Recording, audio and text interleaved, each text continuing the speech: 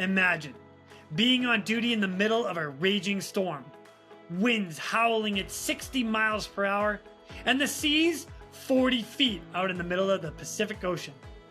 You're praying there's no rescue call tonight. And then the alarm goes off. What happens next?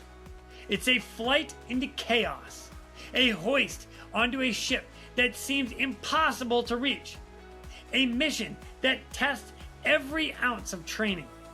Stay tuned, because this one you won't want to miss. Welcome to the Real ResQ Podcast, where real heroes share real rescues. And we are proud to be part of the Vertical Helicast family, right alongside Hangar Z, the Helicopter Podcast, Valor Flight Crew, and Vertical MRO Podcast. You can discover every show at verticalhelicast.com. This episode is made possible thanks to our wonderful support of Airbus, pioneering sustainable aerospace for a safe, united world. Learn more at airbus.com. Onboard systems, hoist and winch. When lives hang in the balance, you need a rescue hoist that doesn't quit. Go to hoist-winch.onboardsystems.com. Precision Aviation Group. Their precision is the key to your performance. Learn more at precisionaviationgroup.com. Switlick Survival Products. They manufacture the highest quality of safety and survival products for the aviation, marine, and military markets. Check them out at switlick.com. And if you're interested in helping support this podcast even further, go to the realrescuestore.com and check out what we've got for swag. All right, let's get into our next episode with a guy whose favorite vegetable is popcorn. His wife actually says he's got a palate of a 12-year-old. Hilarious. He drinks a cold glass of milk with every meal, something that has been a lifelong thing. And no joke, he goes through about a gallon every 4 or 5 days. While he was stationed in Mobile, Alabama, a helicopter broke down in Antarctica. He hand-carried a critical part halfway around the world to New Zealand, and then spent 5 days exploring both the North and South Islands. He's got over 40 rescue stories documented in a published book titled Top Fin: Tales of Courage and Chaos from a Coast Guard Rescue Swimmer.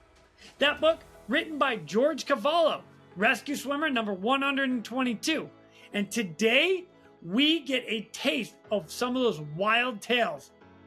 So buckle in as we welcome United States Coast Guard rescue swimmer number 281, Darell Top Fin Gelakoska. My name is Jason Quinn. I am United States Coast Guard rescue swimmer number 500. These are my rescues and rescues from those of us that put our lives on the line every day so others may live. This is the Real ResQ Podcast.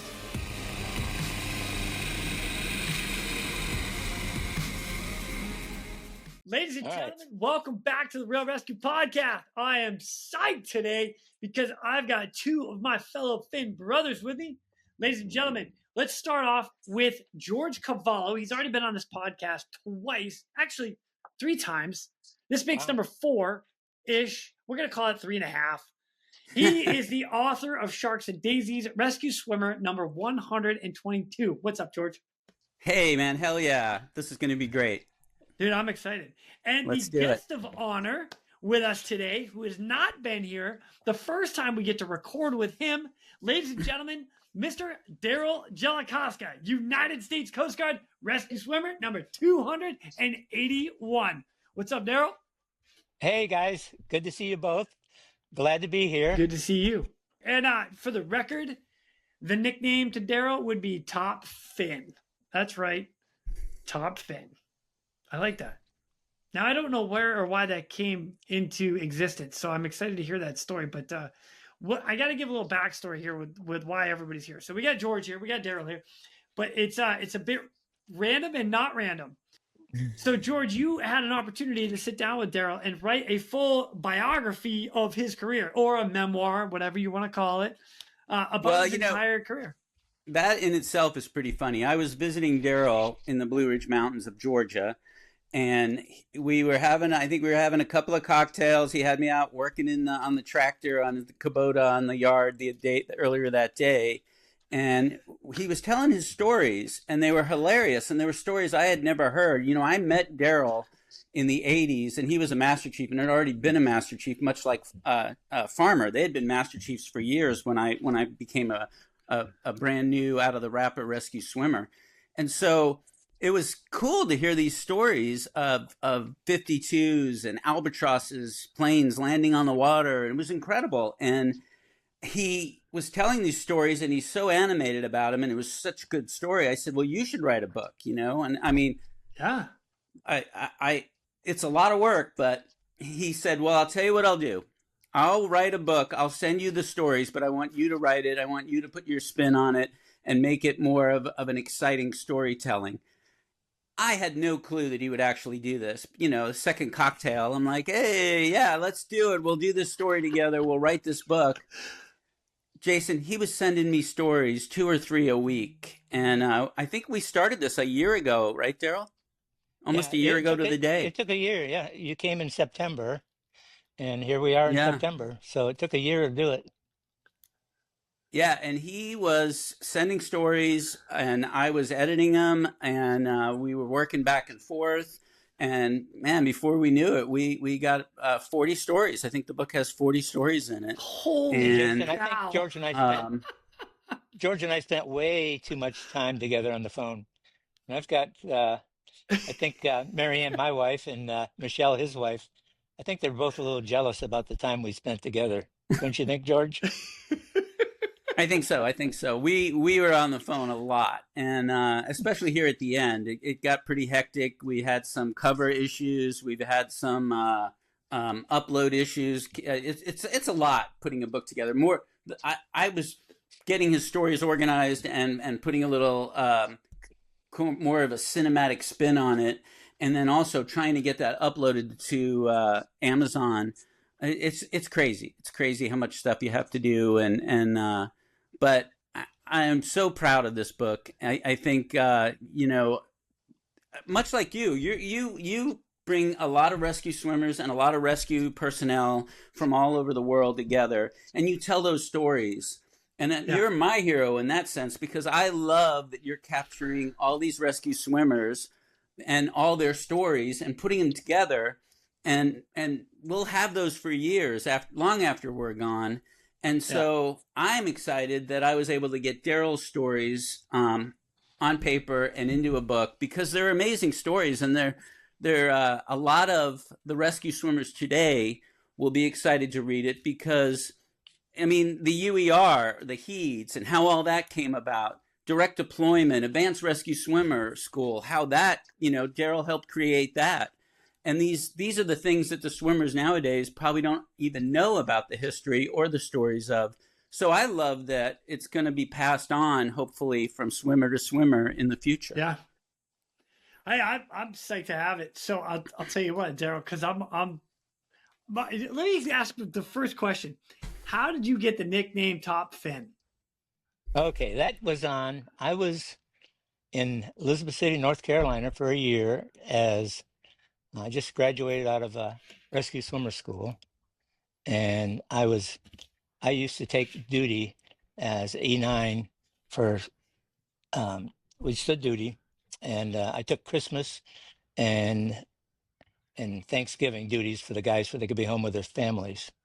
And so on my duty night, I'm walking around the base Christmas Eve, and I run into the captain, a guy named Beecham, and Captain Beecham and I go up the galley, and we have a evening meal together, and we're walking back, and I say to the captain, I said, well, if the gong goes off tonight, I said, I hope it's a C-130. And he goes, Master Chief, if the gong goes off, it's going to be a helicopter. I almost guarantee you. And I said, we'll see. So anyway, the gong went off about 1 o'clock in the morning. And so I grabbed my gear, jump in the H-60, and fire up all the radios and get the flare working. And we head out south, and it's 2 people that are in the marsh lost, duck hunters, and it's cold. And so they've been lost now for about 6 hours. They're hypothermic, and we get on scene, and we're looking at them, looking for them, and a flare goes off, and we fly over there, and I look over there, and I see them in the marsh, and so we do a briefing in the H-60, and I say, okay, what I'm going to do is you go ahead and lower me down into the marsh. I'll swim over to them, and then I'll get them ready for the basket. So that was the deal. And so they sling me down into the marsh, and as soon as my fins hit the water, I disconnect, and all of a sudden I'm in quicksand, and I sink all the way up past my kneecaps, and I'm stuck in the mud, and the rotor wash blows me over. Now I'm laying on my back, looking up at the helicopter, and I'm falling, and I can't get up, and I'm saying to myself, "Are you shitting me?" So I pull both my legs out of the water, out of the mud, and I swim over to the people, and we hoist them into the helicopter. I treat them for hypothermia. We fly him back, and it's probably about 2:30 in the morning. Captain Beecham comes out and to meet the helicopter, and he's coming there, and I am covered in smelly sulfur mud, and I look like hell, man. And I took my helmet off, and Captain Beecham slaps me on the back, and he goes, "Master Chief," he said, "you look like hell." And he says, "I'm going to start calling you Top Fin from now on." And I said, and that's where the nickname came from. Top Fin came from Captain Beecham on that SAR case. So it was kind of funny, and it kind of stuck with everybody. But yeah, that's Oh the my gosh, origin of that. that's awesome. Yeah. So wasn't a big case, but it was funny that I'd fallen, couldn't get up, and you look above you, and you got I 20,000 I'm thinking about that. pound helicopter looking up at you like, whoa.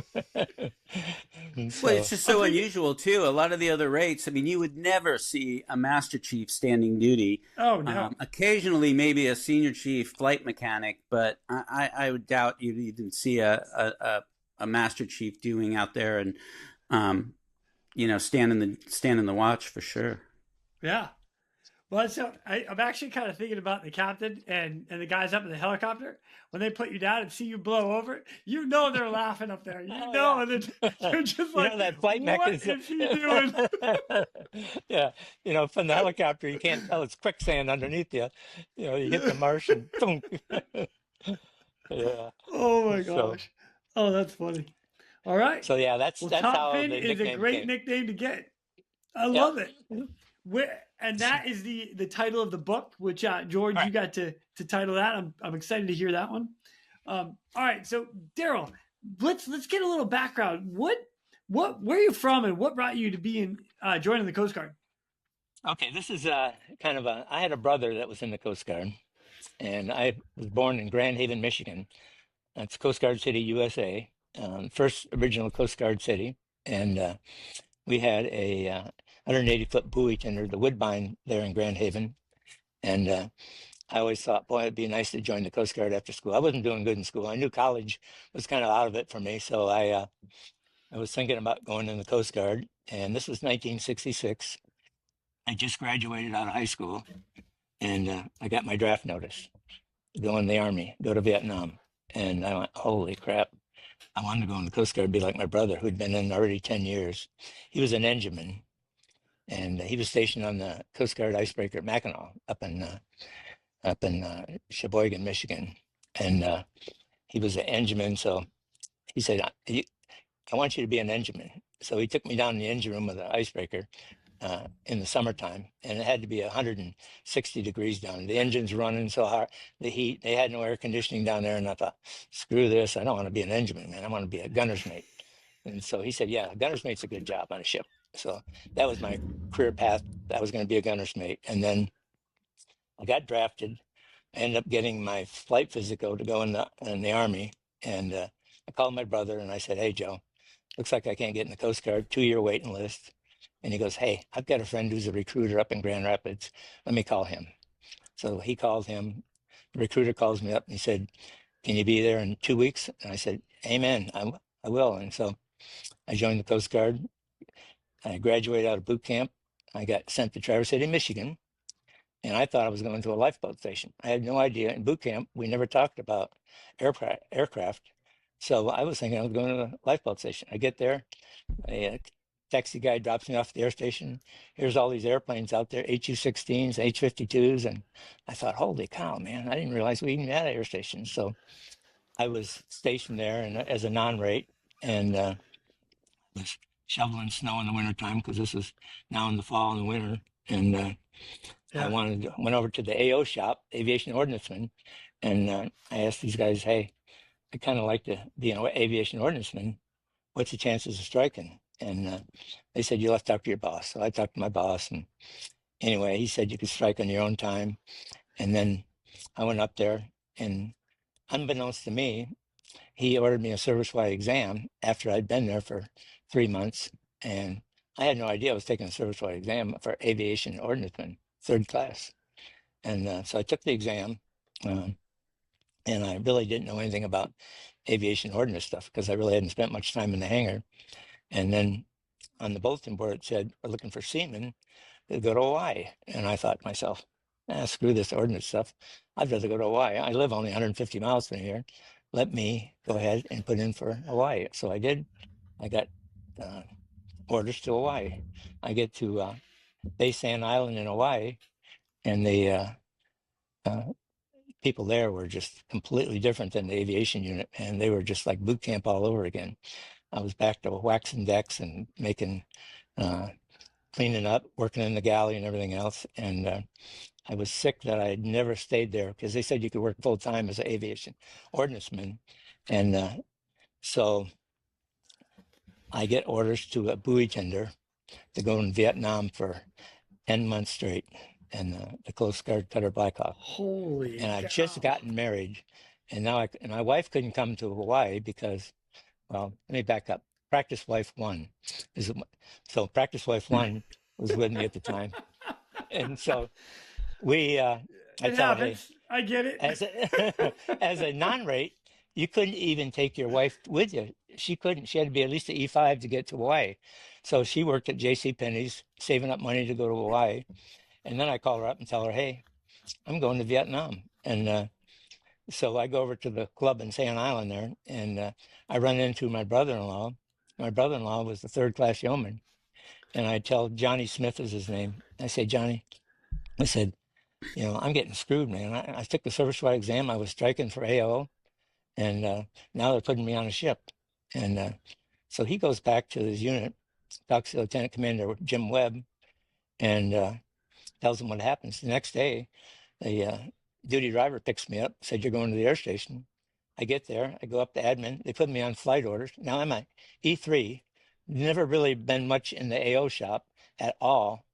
And now I'm on flight orders, and I have to tell my boss, hey, really, I don't know anything about aviation ordnance. And so I thought, I'll just level it to him. So I saw this AO1 named Jack Hausberg, and I said, Jack, if you give me a chance, I'll do the best job you ever had, and I will make you proud.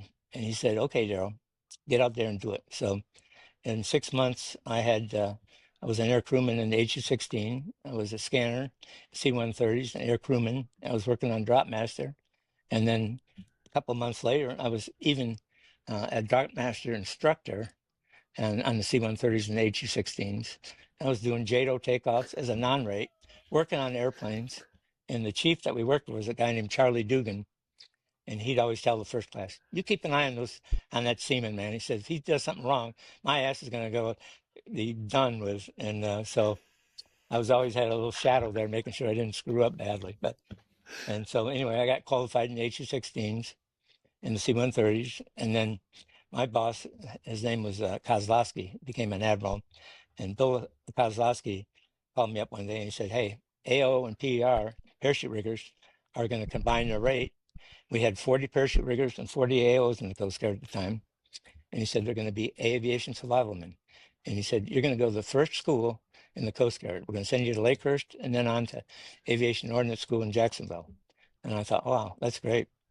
And so I left Hawaii, went to parachute rigger school, and then on down to Jacksonville. And then Darell, really quick, tell them the story about you had to actually jump with your parachute at rigger school, right? You had to pack it, and your final exam was to jump with it, and you had a little mishap, I believe. Oh, thanks, George, for going there. Anyway, when we in parachute rigger school, I'm packing up my parachute, and it's because I weighed over 200 pounds. They gave me like a cargo canopy, and so I'm opening it up on the packing table, and it's got holes in it about the size of a basketball. It- So I tell the first class instructor, I said, "Hey, this thing's no good. It's got holes in it." He goes, "Unless you can get your body through the hole, it's good enough for you." And I thought, "Oh crap, man, this is going to be kind of dangerous." So I pack up my what parachute, the heck? and then I have a reserve Bro, on my wait, chest. hold on. Time out, time out, time out, time out. You got basketball-sized holes in a parachute that you're going to be suspended from Yep. up at like X amount of feet above the earth. Oh Yeah, my God. we the drop altitude was Holy 3,500 shit. feet. So anyway, I pack up my parachute, and I'm scared to death of jumping out of this C-117. It's a tail dragger, and so we get in there, and we all line up, and we have an instructor goes out first, and then two students, and then an instructor, and they have a safety backup, and so it comes. I'm about the sixth person in line to go out the hatch, and I get to the hatch, and I close my eyes, and the wind catches me and throws me against the hatch door, and then I bounce back against the other side of the hatch door, and I think I'm falling, and I'm still in the airplane, but I'm caught outside and hung up on the outside of the airframe, and the instructor almost jumped into my canopy because I got broke free, canopy opened up, and it was just right below the helicopter or the airplane, and I made it down to the ground, and I thought, oh my God, I'll never do that again. So that was my first jump from a parachute, but. Then I went on to aviation ordnance school to Jacksonville, and it was a joke because you get there, and what they were going to teach you was Zuni rockets and Vulcan cannons and all kinds of ordnance stuff that the Navy jets use. And seeing I had been in the Coast Guard, and I knew what kind of stuff that we used, and we had none of the stuff that we were going to school on. And my first week in school was algebra because you also do electricity in the aviation ordnance, and I had never had algebra before.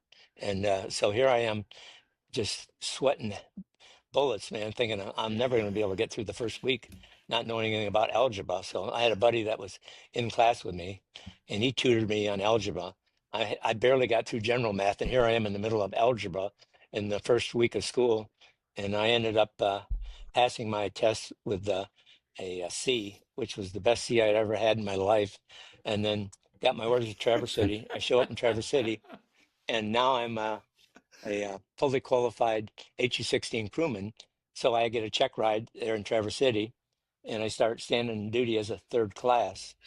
And we go out and we make open sea landings up in Charlevoix, Michigan, and make a bunch of other stuff. And the HU-16 was getting old, and they really hadn't been doing a lot of open sea landings anymore because of the age of the aircraft, and the wing spars were getting old and probably corroded. So um, one afternoon I was standing duty, and I ended up on a flight with the captain of the base, a guy named Russell Entler, and all the chiefs wanted to jump on the plane with the captain because the captain always went sightseeing.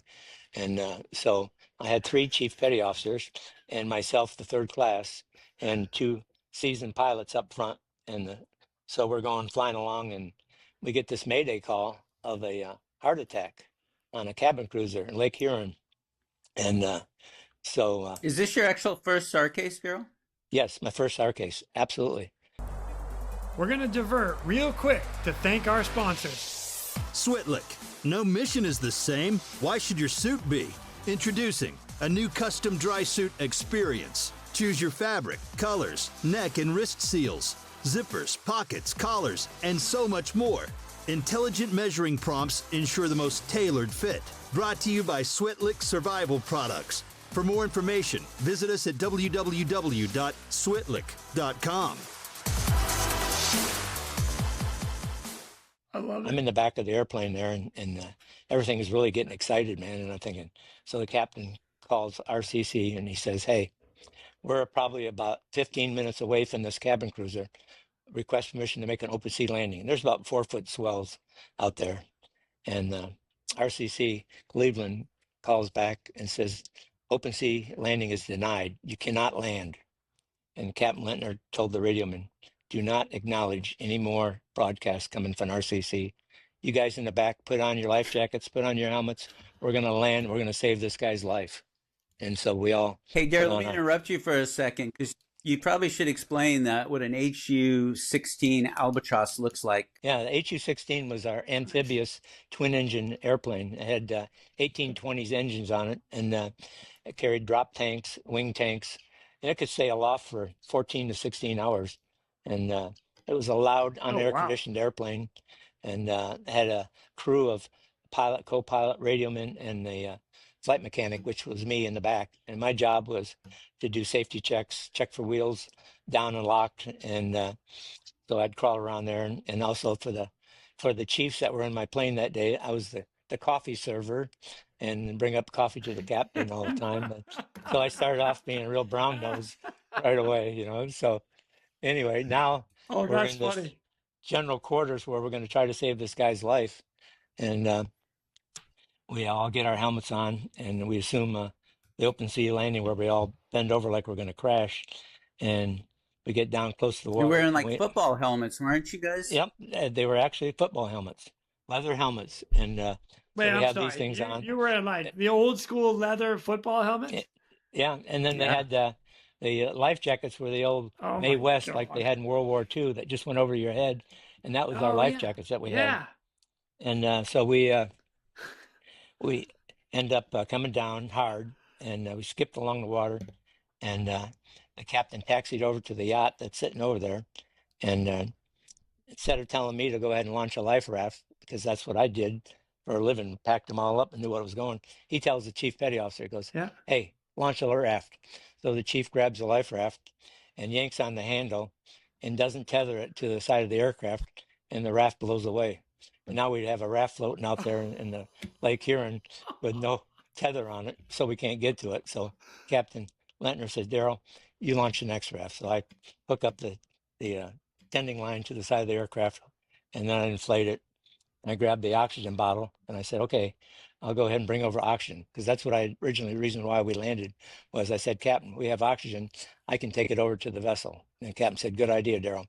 So I get the life raft next to the side of the aircraft, jump in, and they hand me the oxygen bottle. And I'm expecting one of the three chiefs to hop in the raft with me to help me out, because this is a SAR case. Somebody's dying of a heart attack, and I'm scared to death because I've never even done CPR, never even seen a dead body before, and I'm scared like hell. And so climb in the raft. No chief jumps in with me, and they said, good luck, Darell. And they disconnect me. And then the captain takes the HU-16, revs the engines up, and blows me right over to the cabin cruiser.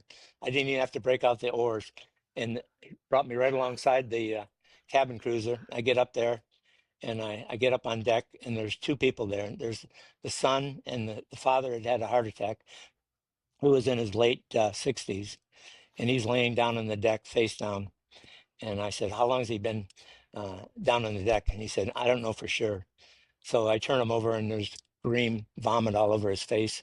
And back then we had no mask, none of this stuff. So I just take my hand and I wipe all resuscitation. Yep. So I wipe off all the vomit from his face and mouth, and I go ahead and start CPR on the guy. And I'm grossed out. So I start doing my chest compressions, and the adrenaline now is pumping through my body. And my first compressions on this guy's chest, I probably break about 6 ribs, and I think I killed the guy. And now I'm sitting there freaking out that I just killed this guy. I just collapsed all of his ribs, and I'm doing CPR by myself, and back and forth. My lips are bleeding from my mouth is on this guy's teeth as I'm giving him CPR and breathing into his mouth for an hour. And then I yell at the kid. I said, get over here. You got to help me, man. I'm worn out. And so 30 minutes later, he gets in there and starts doing chest compressions. And we work on this guy. And then I hear in the distance, after an hour of doing CPR on this guy, the helicopter rotor coming. And it's got a flight surgeon. It's a H-52. And they hoist down the flight surgeon onto the deck. And he takes a look at the guy. And he says, Darell, he's dead. You can stop CPR. And so I tell the kid, I said, I'm so sorry about your father. And I said, we tried our hardest to make him bring him back to life, but we couldn't do it. So we got hoisted back into the helicopter, and about halfway to the airport, where we were going back for fuel, the aircraft had they call it the ace hard over, where it almost flipped over in flight, and it scared the hell out of everybody. We landed, and in the back of my mind, I'm still thinking I killed that guy. And the flight surgeon's sitting over there, and I'm sitting there, and he said, "You okay, Darell?" And I said, "Doc," I said, "did you happen to look at the guy's chest?" And he goes, "You're talking about the caved in chest?"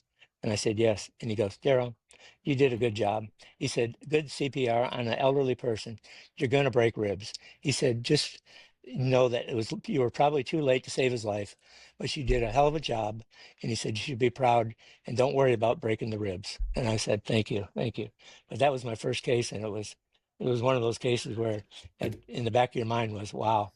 And then for that rescue, I got the Pritchard Award, and then they gave me a letter signed by the captain saying, uh, even though the guy didn't live, your efforts to save a life was tremendous. And so that was a letter from the captain, what I got for that, and that was pretty cool. I was stoked that I had Holy been honored. shit, So Darell. yeah, the old days, flying in What the those. heck? Yeah, that's like barnstorming, seat of your pants type stuff back in those days. But you know what? Really makes me laugh though. Yet was 3 chief petty officers are in the airplane, and you'd think one of those guys would jump in and say, "Come on, Darell, I'm going with you. I'm in charge." Nope. Nope. Right to the blades. Let's go. Yeah. Yeah. Holy shit. All right, so for the record, I didn't even know we did that as the Coast Guard. I didn't know that was Really? an option. Oh, yeah. I had no idea. Yeah. Like So the then only time I'd actually ever heard something like that was the U.S. Navy, and I had a guy on here by the name of Red Dog, who was he was actually one of the instructors down at the A school for swimmer school, but he was over in Vietnam, and he jumped out of the plane to grab somebody to pull him back in. You know, they had some like a tether to him, and they pulled him back into the plane, and they take off again. But I didn't know the Coast Guard was doing that. Oh yeah. Shit. We did a lot of when I was in Hawaii as a non-rate. A JATO bottle is a jet assist takeoff bottle, and it has 1,000 pounds of thrust. It's a rocket, and the C-130s carry 8 of them.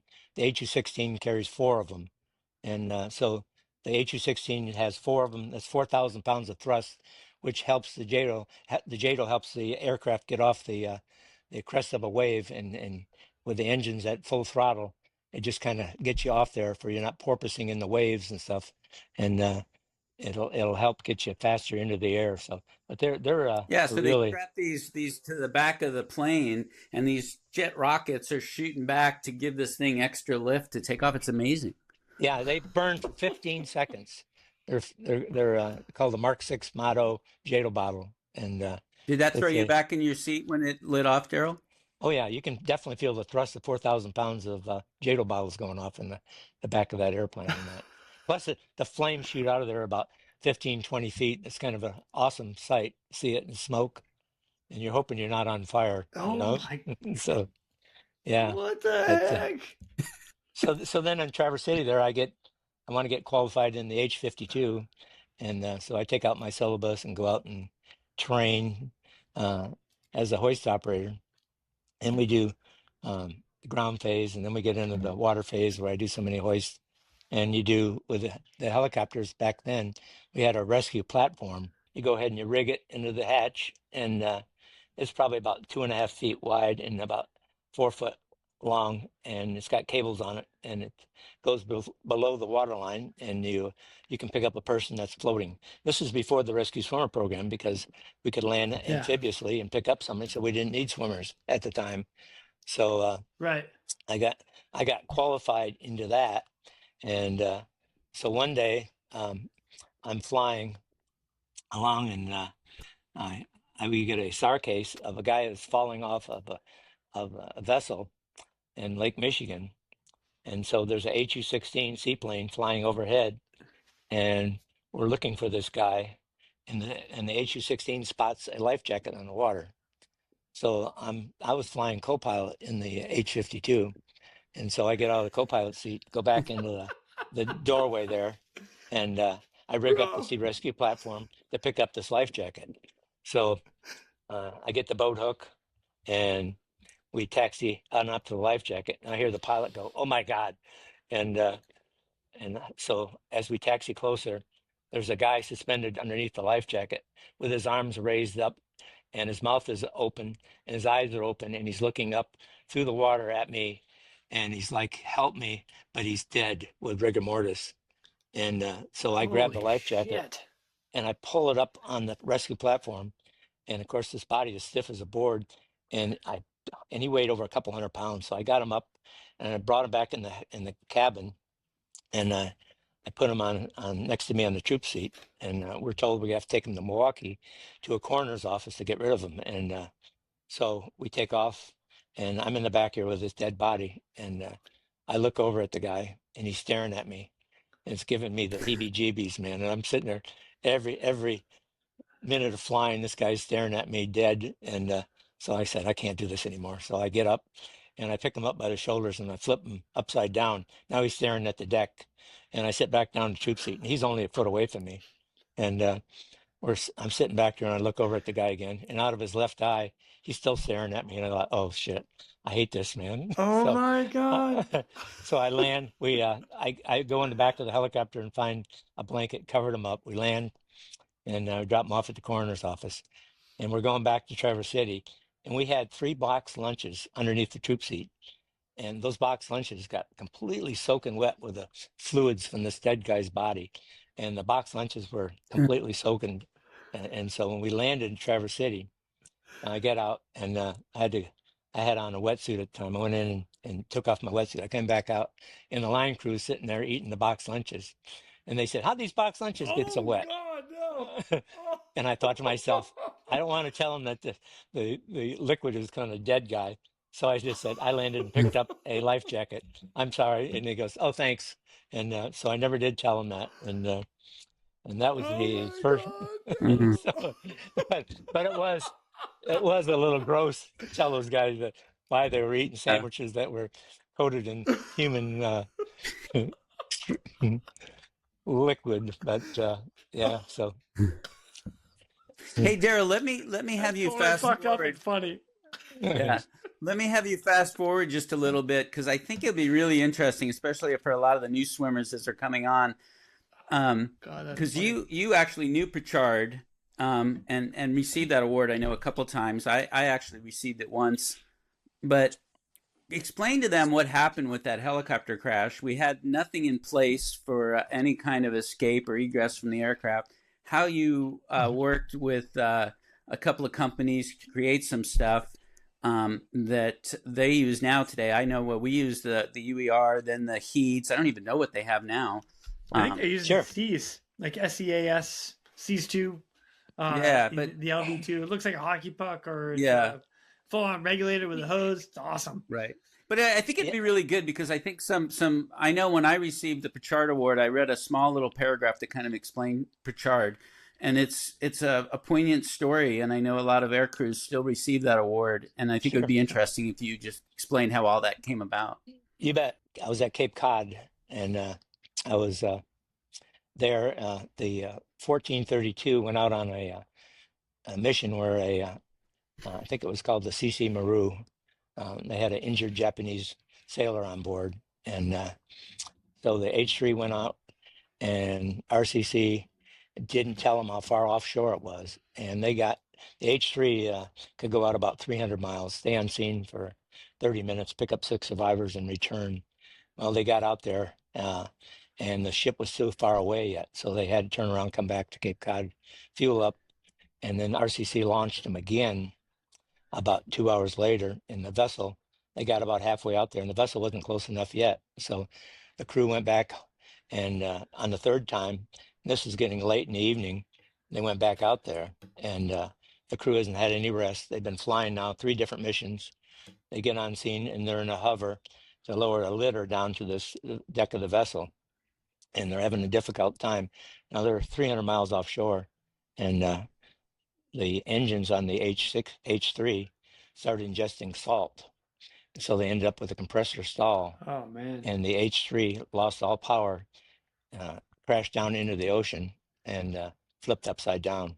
And then in the cockpit was a guy named Jim Stiles, who was a seaman with me at Traverse City, and his co-pilot was a Canadian uh, exchange pilot named Rick Burge, and then the radioman was a guy named Tate, and then we had a guy in the back who was a corpsman named Kaler, and so we have one survivor, and he's our flight mech, and the survivor is made it out of the aircraft and was hanging on to the nose wheel of the aircraft. Now, this is February 14th, February 13th, somewhere in there.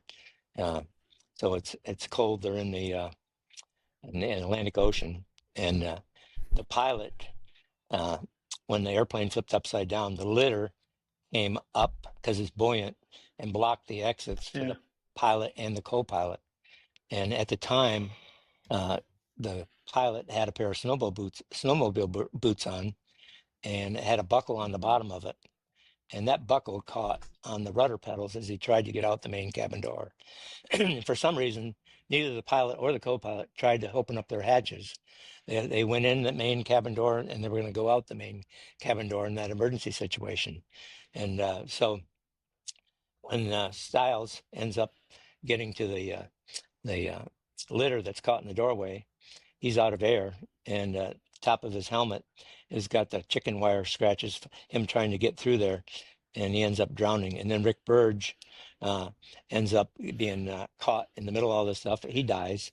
And then the corpsman, who had never had an egress briefing, he was found in the tail section of the H3 about 4 days later. And then the radioman, he died also. After the funerals and everything left, and the investigation crew came up and looked at all the wreckage and saw that what had happened, egress was a thing that we weren't really doing in the Coast Guard. So all of a sudden, headquarters said, "Hey, we're going to start using the 9D5 in the Pensacola. We're going to go ahead and make the aircraft do training all the time for egress training and that." So that started, and the equipment we had carried in those H3s was a Mark 7 life raft, and we had no survival suits for the guys in the back. We're in the North Atlantic in February, and you can see it's just, even if you got into a life raft in the North Atlantic, you're going to freeze to death of hypothermia in minutes.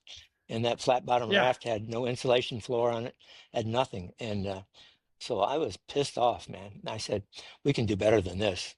And then we had an inspection, or we had a inspection where Robert Pritchard gave out the award for Air Crewman of the Year, and I met Robert for the first time, and I got to know Robert really well. And Robert's son was killed in Annette Island on an HU-16 plane crash in Annette, and oh wow, he had crashed. The whole crew was perished, and they were returning from the SAR case. And they went into the mountain called Gavrina Island, and they crashed Friday night, and they weren't found until Sunday night. So for 2 days, if anybody would have been alive, they had no way of knowing. They couldn't find the wreckage and stuff. So Robert, Tony's dad, devoted his life. He worked with insulin. He was a who's who in medicine and stuff. And because of his son dying and that, Robert devoted his life to see if he can make better life support equipment for people like his son could survive a crash. And he worked with a life raft company called Winslow Life Raft Company. And Winslow Life Raft Company had gotten a patent from NASA for their astronauts that they built a life raft that had a gold canopy on it, and it was made out of a fabric called TXG, which was supposed to be radar reflective. And the raft had a double insulated floor and a ballast bag on the beach that held 4,700 pounds of water in that ballast bag, keeping the raft from tipping over. So that patent went to a guy named Jim Givens. And so I told Mr. Pritchard, I said, "Hey, what if we got Jim Givens and Winslow Life Raft Company to make a raft that the NASA patented, and we'd have a better life raft than we have. And he said, let's do it. So I called Jim Givens up. Jim came to the air station. We had a powwow meeting that, hey, we're going to go ahead and make this life raft without permission from headquarters. And we're going to put it in our H216s. We're going to put it in our 50 or in our H3s. And we don't care. We're not going to allow our crews to go out in the ocean with crap that's not going to save their lives. So Givens Buoy Life Raft Company built these life rafts for us. We paid for them with engineering funds. And every aircraft that left Cape Cod that was going out in the ocean had the best life rafts that money could buy in them. And that's how Robert and I got to know each other. And Robert and I became really good friends. And Robert, before he died, he gifted me a gun cabinet. And he said, I wasn't a replacement for his son, but he enjoyed being around me the whole time. And we spent many, many times together, went to many conventions together and that, but he's the one that started me make sure that the crews had the right gear. And so we went out and bought survival suits, custom made for our crews, and put them in the H3s and the H216s. And that's where we started out. And then later on, we're going to have to worry about getting into the UER, underwater escape rebreathers, and we can discuss that too. Yeah, well, we jump right into that because I know what it is, but I don't. The only reason I know what it is because I sat down with Bob Watson and he was telling me all about it. And the first thing that I thought about after he, like in the conversation, was like, all right, you're gonna fill this thing up with oxygen. I'm gonna try to breathe underwater with a flotation device, which is gonna put me right at the floor of the aircraft upside down and try to like get out. Really? Okay. Yeah. Well, the funny thing how does that happen? Okay, I'll tell you how this happened. Okay, so after these crashes, and we also had a crash in San Diego where two pilots, or a pilot and a crewman, died when the aircraft flipped upside down. So this was the number one thing in the Coast Guard was the UER to get it to the air crews as fast as possible. But we had no idea what we were going to do. So life support in Washington, D.C., we really had nobody in aviation, in the aviation branch working there on life support. But in the vessels, we had a warrant officer named Sam Manis, who used to be an ASM with me. And Sam and I were good buddies. And Sam made warrant. He was the senior chief at the time. And when he made warrant, they put him in this position. And Sam started thinking about, well, what if we took a life jacket and we filled it with oxygen and had a rebreather hose on it and we could breathe? Maybe that would work. So Sam had a swimming pool. So he took a Ziploc bag and he put oxygen in the Ziploc bag and he took a straw and he went in his pool and he breathed in that Ziploc bag oxygen. And he was able to stay underwater with that thing for about 40 seconds. And he thought, well, this will work. And so he went ahead and manufactured a life jacket and he got a oxygen bottle from Japan. So when you pulled down on the toggle, the oxygen bottle filled the bladders with oxygen.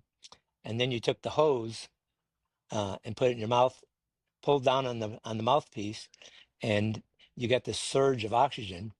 And depending on your state of comfort, you could go anywhere from 3 to 5 minutes breathing this oxygen out of this life jacket. And so, but you actually are rebreathing it back in and out of the life jacket. When I did it a couple times for junker training, and it's crazy because it's full, and you're actually breathing the oxygen in, breathing it back into the vest, and then back into your lungs, back into the vest. It's crazy. Yeah. So now, Jason, what you had mentioned about this thing floating, here you got 30 pounds of buoyancy, and you could have on a wetsuit. You could have on, at the time we had these insulated coveralls that had buoyancy in them. So you could have a lot of different buoyancy plus 30 pounds of buoyancy, which everybody was afraid of float you up the top of an aircraft and you'd get trapped and you'd drown. And so the big thing was, let's go to Pensacola and try testing this thing in the Dunker. And so I volunteered to be a test subject for this underwater escape rebreather. And so I went over to Pensacola, and we took along 2 pilots with us, and we got over there, and we met with the Navy flight surgeons, and we had 2 Coast Guard flight surgeons. One was Dr. Al Simon and then Dr. Hayworth, and both of them were hypothermia, cold weather drowning experts for the Coast Guard. They were the top shelf of cold water drowning and they were the experts. Wow. And so they're briefing the flight surgeons from the Navy Pensacola, and we're sitting there listening to them, and the flight surgeons from Pensacola are saying, no, these kids can't go in there, and if they shoot to the surface, they're going to get the bends and they're going to die. And so they get in this argument in front of us, and they said, okay, let's take 5 minutes and adjourn. So they go into a room by themselves. They spend 30 minutes arguing whether we're going to die with the buoyancy shooting up the top and the bends and stuff, because they're going to be 12 feet in the water. So the Coast Guard flight surgeons win. And so now I get in the aircraft, and I got my life jacket on and my UER, and we start making these runs. And I would be in the pilot seat, co-pilot seat, every position, inflate, go through the egress procedures. Never had a problem, hand over hand buoyancy, even with a life jacket inflated. There was never a problem ever. And so we said, this is really going to work. I mean, you had 3 minutes at minimum. All we need now is to put this in the fleet and train them. And so the headquarters went ahead, and there was an ASM E8 named Mike Jendrasic, and Mike was in charge of in EIE. Mike was, and Mike set up a training program for us to go ahead and implement this UER throughout the Coast Guard. Now we got about 2,500 aviation people in the Coast Guard, and not all of them are helicopter, of course. We have the fixed wing people, so we have to come up with a training plan. So Mike sent out a message saying, "Hey, we need you to be able to pass a Navy swim test and you have to have life guard certification." And now you got to remember, now our ASMs in the Coast Guard, we weren't rescue swimmers, and we had about 120 in the Coast Guard at the time, ASMs, and so that message went out asking for 10 people. We got 6 people, and the 6 people were myself, Steve Ober, Kelly Gordon, a guy named Hallmark, and the Ron Junta.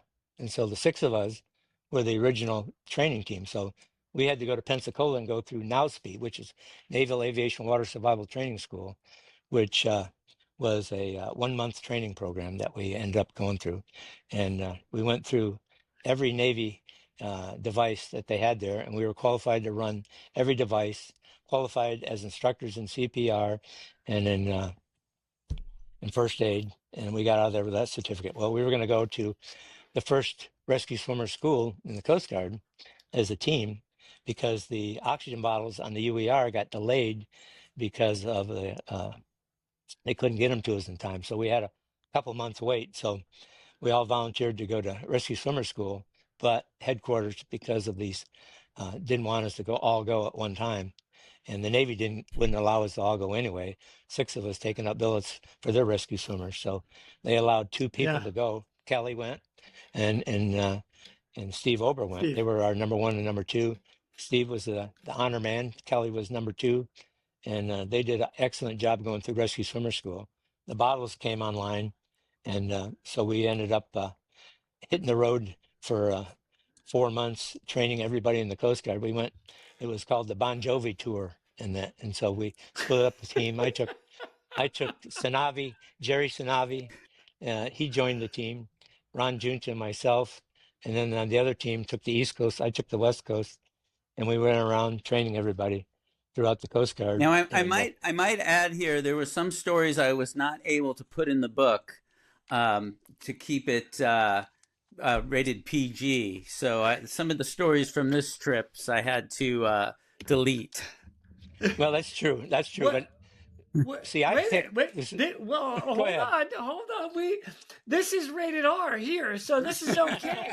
If well, you want to expand on one of those stories, I'll give you a little of Darrell's mindset. We're going to divert real quick to thank our sponsors. Whether your mission is saving lives or servicing high-value assets, Onboard Systems hoists stays ready to assist. Features such as single point payout reduce the potential for hoist-induced load swings, enhancing overall safety. For more information, go to hoist-winch.onboardsystems.com.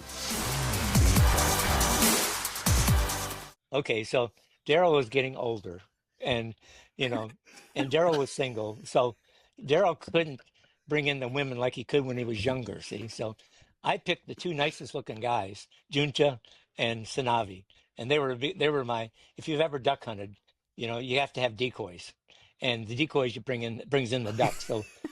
So Sanavi and Junta were my decoys. We go out bar hopping, and there's my decoys out there waiting for the girls to come in, and they would bring them in. Once they got within shooting range, then I could take over. And so that was our fun thing for 3 months, going around and having fun together as a team. It was awesome fun though. But those guys were awesome. Hey, the whole team was Darell, awesome. I'm gonna jump in here for a second and just tell a quick story that Darell, when I reported into Elizabeth City, the chief there was moved out because he was kind of unfit, was an ASM, wasn't a rescue swimmer. We had just got new rescue swimmers, and Darell was my first chief as a master chief. Oh, and wow. I'm a third class, just out of school, and Darell grabs me, says, "Come on, we're going to the pool." And he has this little scuba tank. And we get there. He gives me a 3-minute briefing on this scuba tank called HEADS. And he's like, "You're going to put it in your mouth. You're going to do this. I'm going to flip you upside down." And I had done the UER a couple of times. I get in this chair. I put this HEADS bottle in. They flip me upside down. Somebody forgot to turn the bottle on. There was no oxygen. So I'm sitting underwater.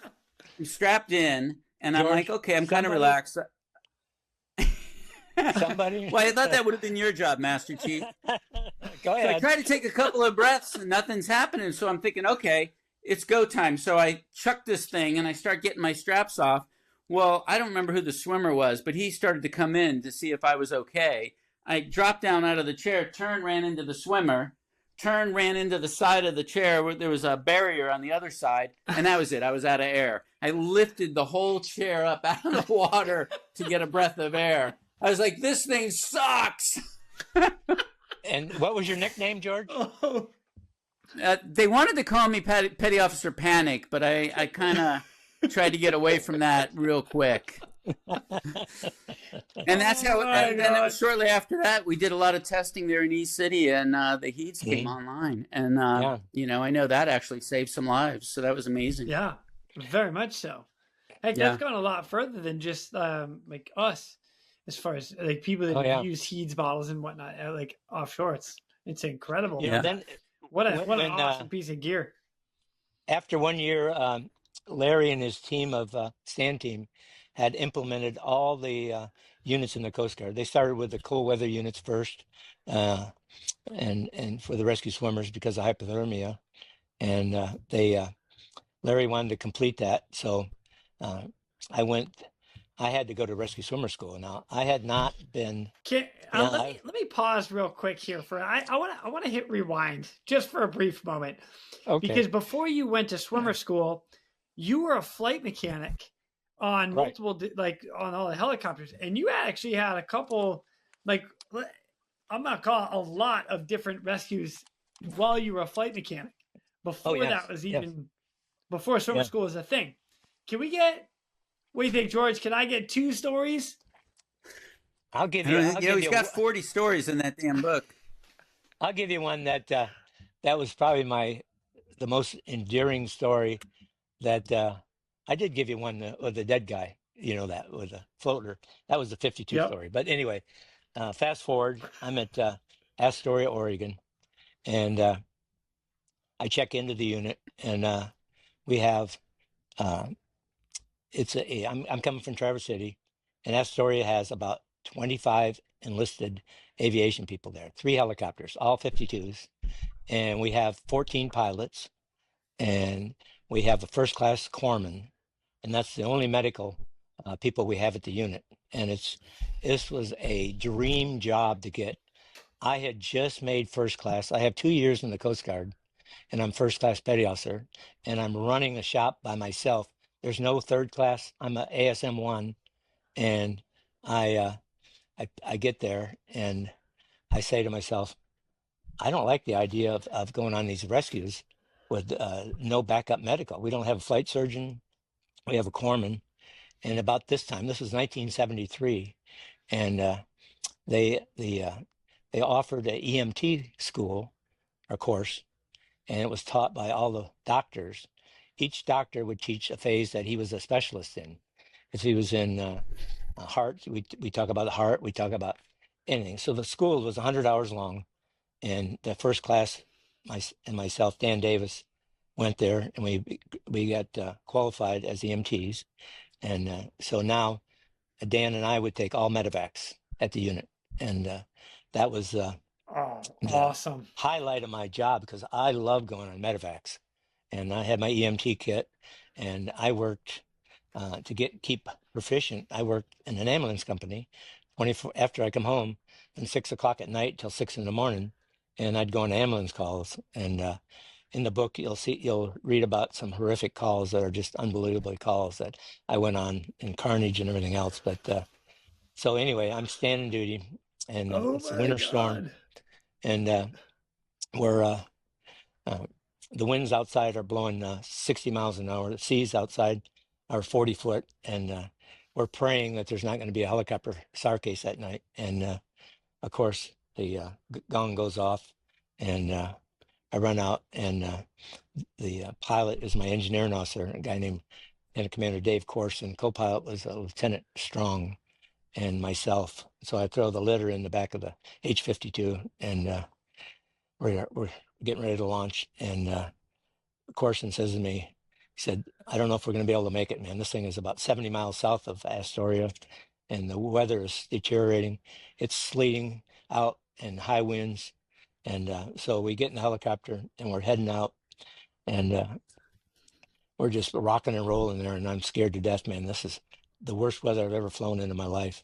And we're looking for this vessel, and it's called the Astrid Baki, and it's a Norwegian vessel, and it's 500 foot long. And from the front to the back of the ship, they've got probably about 40 stanchions that are up 40, 50 feet high in the air on all kinds of rigging.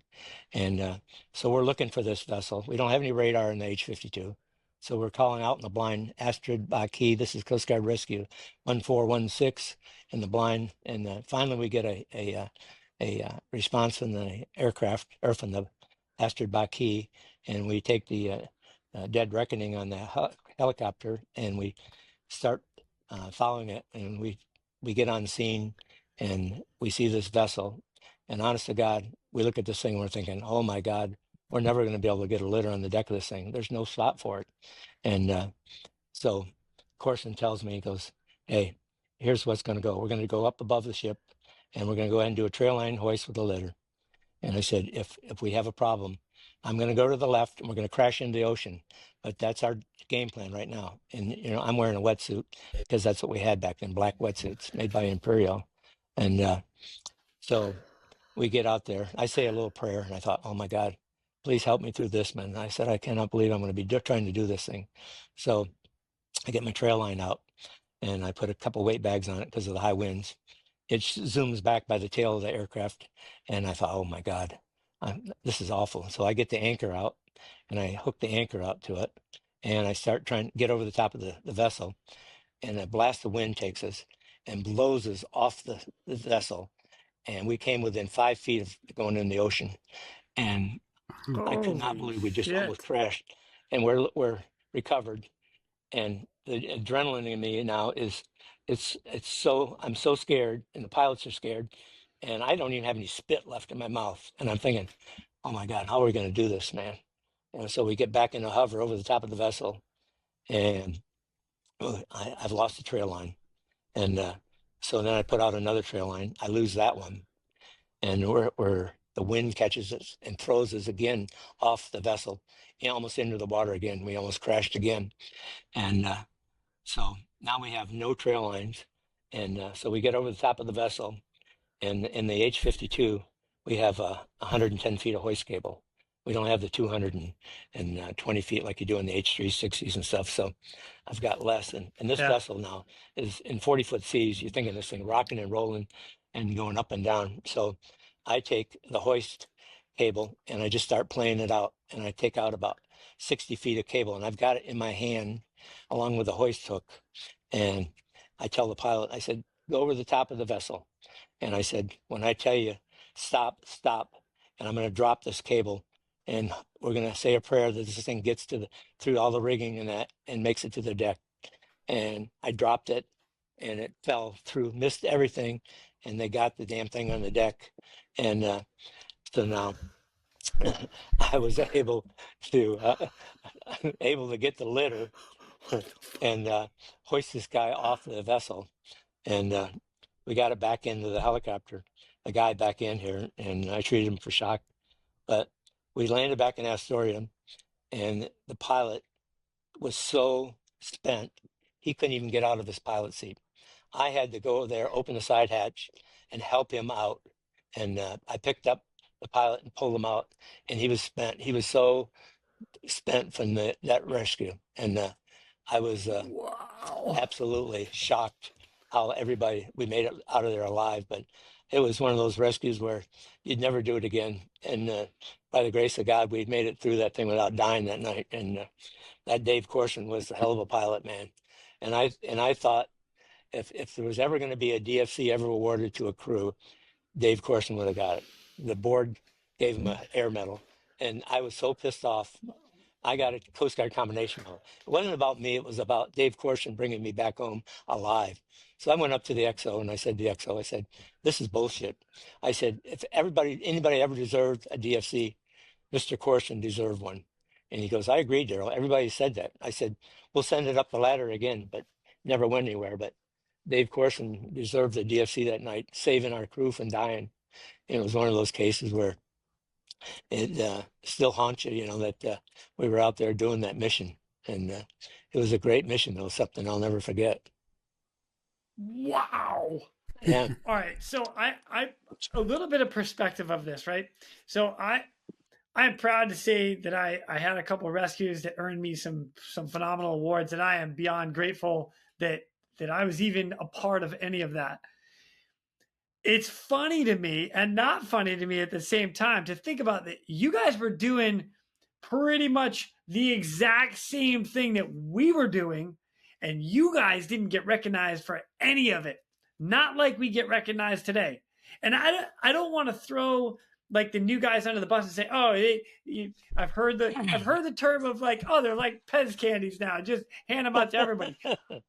Yeah, but there's a write-up. Like, we're doing the same mission. We just get recognized for it now. Whereas you guys, it was like, good job. See you back at the hangar deck. The first Master Chief of the Coast Guard, if you look him up, he's got 3 ribbons. Back in the old days, we didn't give out ribbons. People retired with 3 ribbons all the time. When we spent a whole year on the UER, from going to NAUSP to training at Mobile, the curriculum, and going on the road. We spent a year training on that. We didn't even get a thank you from headquarters over that. That's just the way it was. I might have got a letter saying thanks for your thing in the mail or something. It was in your mailbox there. Thanks for doing the UER stuff. But that was the extent of it. I do not want to take away from anybody that's earned anything today, because if you look at every award across the board, doesn't matter what award you earn, there is a specific write-up, a description of what you have to do to earn X award. That's why I find it interesting that none of that was ever documented and or noted back in the day. Because, you're talking 40-foot seas. Are you freaking kidding me? Almost going into the water multiple times, losing 2 taglines, like saying a prayer that the litter is going to get on deck. Are you kidding me?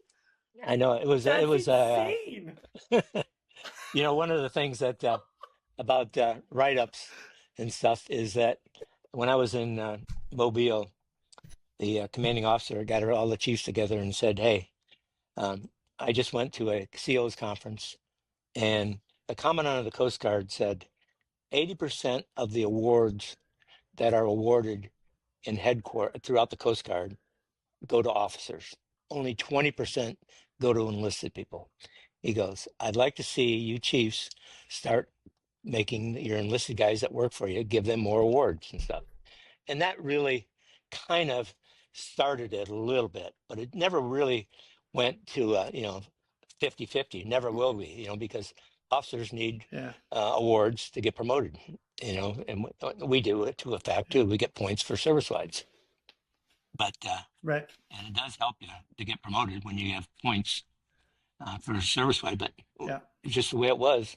Everybody, you were just doing your job back in the old days, and nowadays, all the other services are getting medals for coming to work in the morning nowadays. So it's kind of a different mindset today.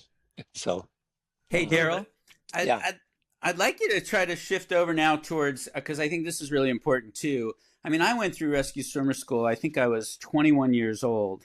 I couldn't imagine. You went at 42. I think you were 42 years old. 43. 43 years old.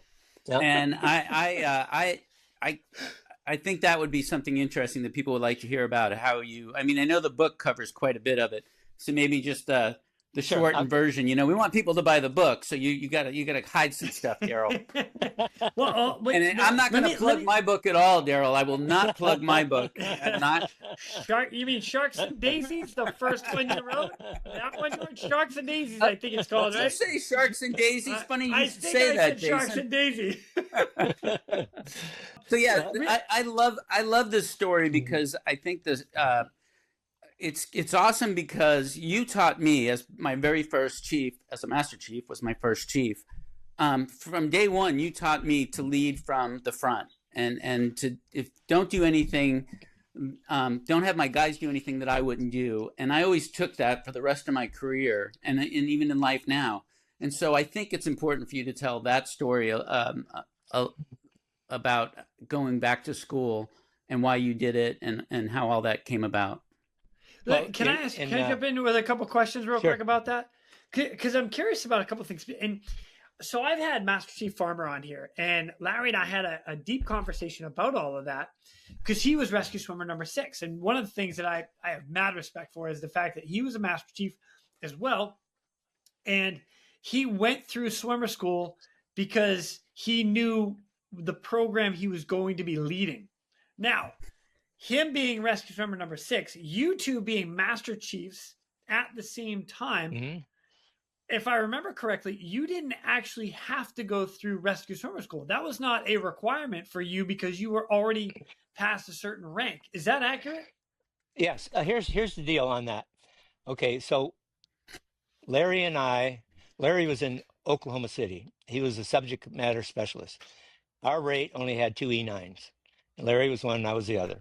And so the rescue swimmer program came online. The UER was implemented. And so I was going to go to rescue swimmer school and take over the program. And I had a run-in with a engineer that absolutely disliked me. And he was going to East City. I had just recently gotten divorced. And I knew the hunting grounds for women in East City was not real well. So I said, I called Larry up and I said, Larry, you take the swimmer job, I'll take your job. And so Larry said, damn right, I want out of here. So Larry went to went to East City, went to school. And then I told Larry that I would replace him when he's done with that job. So fast forward. Now how old was Larry? Larry was in his 30s, right? When he was in his 30s at the time. And so 4 years later, late 30s, though, it was like, yeah. So the program, when it came online, said that E6 and below had to be a rescue swimmer. You were given 5 years to become a rescue swimmer, or you had to change rate, or you had to get out of the Coast Guard.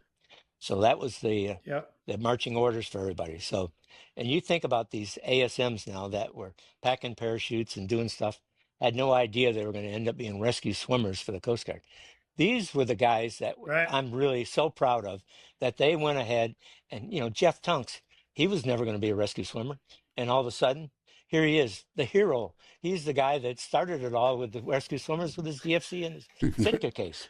I mean, and Bluebird, it's the just, Bluebird yeah, case. absolutely.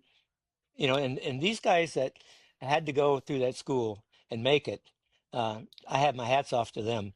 Now, E6 or E7s, 8s, and 9s, we didn't have to go. So when I got ready to go to school, you got to remember now in that time frame, the Navy said we can only give you so many allotted billets to go to rescue swimmer school because it's a Navy school. So the Coast Guard can have maybe 4, maybe 6 billets each class. So they started, now we've got to get all these guys through rescue swimmer school, sending them through the rescue swimmer Navy school. So we start sending them through the school, and then Marecki dies at school, and the school is shut down for a year. And now the Coast Guard's going to have to start their own school. So then we have Kabiki and the A school there in East City. They came up with school that George went to. And I don't know how many people went through that, George. What was there? Probably 25, 30 people? I think there were 12 or 14 of us that graduated the first class. That was the blue light special class. Is that the one? Yeah. Yep. You, Yep. Steiny, and all those guys? Yeah. Okay. Well, yeah, I know my history, all right? Exactly. So, Yeah, I don't think there was more than 14 or 16 of us. I can't remember the exact number, but So anyway, here we are now. We've taken everybody that was going to be a swimmer and ran them through the pipeline. And now the only people that were left to take were the E7s, 8s, and 9s. And so we sent out a message saying, hey, we're going to have a class for the chiefs to go to Pensacola. And we need your name if you're going to become a swimmer. And I think there was probably close to 10 7s, 8s, and 9s said that they were going to go. And so wow. at the last minute, the only one standing there in school was me. The rest of them all said, no, we're not doing it. It wasn't required. So now, no way. So I am not ready to go to rescue swimmer school. I haven't been running. I haven't been swimming. And I'm thinking, holy shit, this is going to be hard. And the school is geared up. And every day I'd walk into school. I'm the command listed advisor at the school there at ATC A City. And so I watch every day these guys out there training, doing the phase 1, 2, and 3. And you got all these excellent, you got Flythe, and you got Joe Rodriguez, and you got Ungle Fu, and all these guys that are doing the training. And so I say to myself, Darell, you're going to do this. Get your ass out there, start running again, start swimming. So every morning I got out there and started swimming, started running.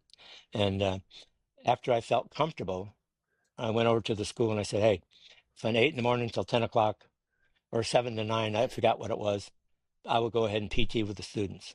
So I started out in phase 1, phase 2, and phase 3. And it was brutal, man. Those guys were ready. So my PT in test to go to Navy Rescue Swimmer School. I got to throw this out there. As a young swimmer, seeing the Master Chief roll up, and just my head would turn and be like, game on, old man, let's go. I'm going to put you into the dirt. That would be me as a young swimmer. It's the motivation that gets you through school. But, the funny thing was that, my weakness, because I weighed over 200 pounds, I was in the running field. I would be compared to a Clydesdale horse. The young kids, they were all the show pony, the young racehorses. Me, not so much. But I had upper body. Jason, you talk to any rescue swimmer that towed Master Chief in the pool. I mean, he's all chest and he sinks. Yeah, nightmare.